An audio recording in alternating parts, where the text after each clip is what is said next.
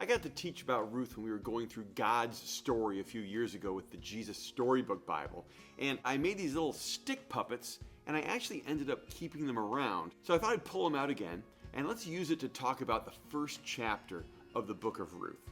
Okay, for the first thing, we don't need Boaz here yet. He's not even in chapter 1. So I got Naomi and her husband and her sons and their wives. And one of them is Ruth. I know it seems pretty crowded up here, but just you wait, because I don't know if you know the story of Ruth, but it's going to get a lot less crowded. Here's how it went down. Naomi's husband, Elimelech, died even before their sons got married. Then the sons got married to these two, Orpah and Ruth. But then, wouldn't you know it, both of these men died,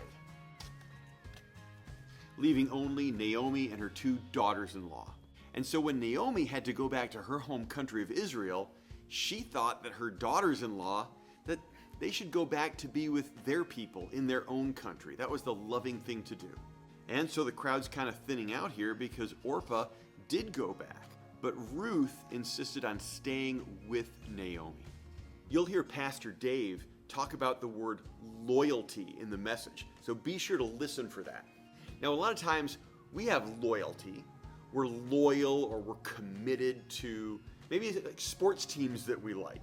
Maybe it's the Cardinals, maybe it's the Chiefs. Or people are loyal to the school that they go to, Long Elementary or Christ Community or Clark.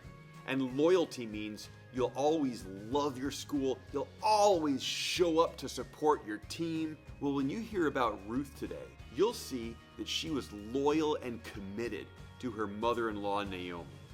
And as you hear about them, God's going to remind you of a love and commitment that's even greater than Ruth and Naomi.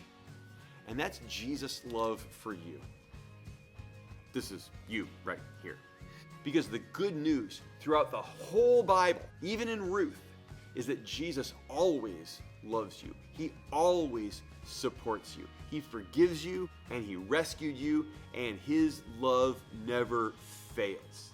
Isn't it great that God can show us his loyalty through people who lived more than 3,000 years ago? And he can show us how his love is still the same today because he's God. Let's keep learning about that today.